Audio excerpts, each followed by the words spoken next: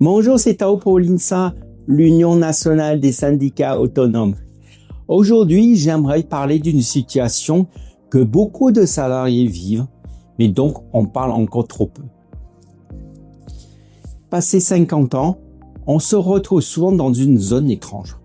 On n'est plus considéré comme jeune, mais on n'est pas non plus à l'âge de la retraite. Et pourtant, c'est souvent à ce moment-là que les difficultés commencent.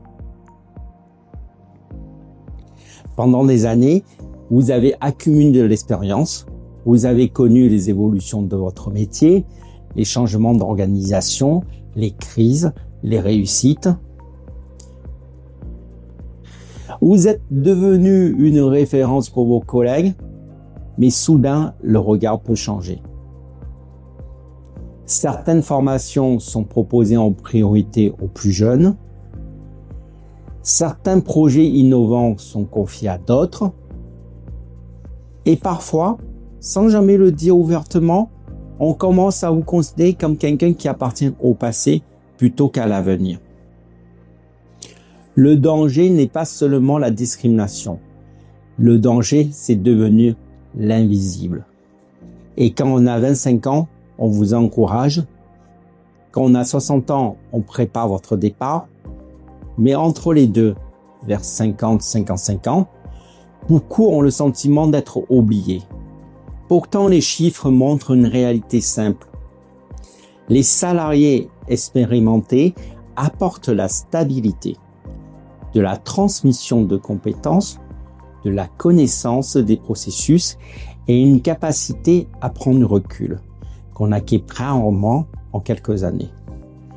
L'enjeu n'est donc pas d'opposer les générations, l'enjeu est de les faire travailler ensemble. Les jeunes apportent souvent une vision nouvelle, une maîtrise des nouveaux outils et une énergie différente.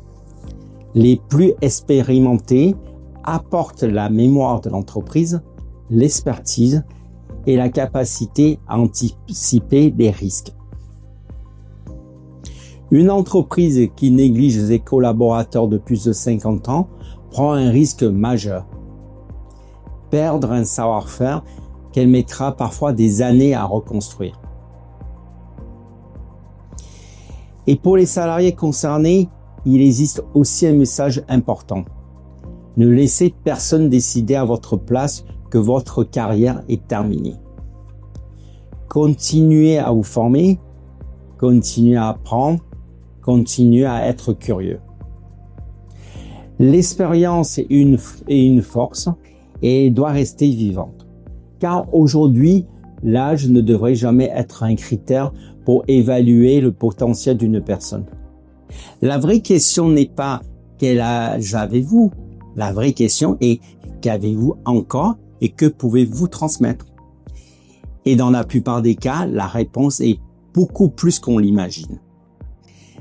Merci de votre écoute et si ce sujet vous concerne ou concerne quelqu'un de votre entourage professionnel, likez et partagez cette vidéo. Parce que qu'après 50 ans, on a encore énormément à apporter au monde du travail. C'est Tao et je vous remercie et je vous dis à bientôt.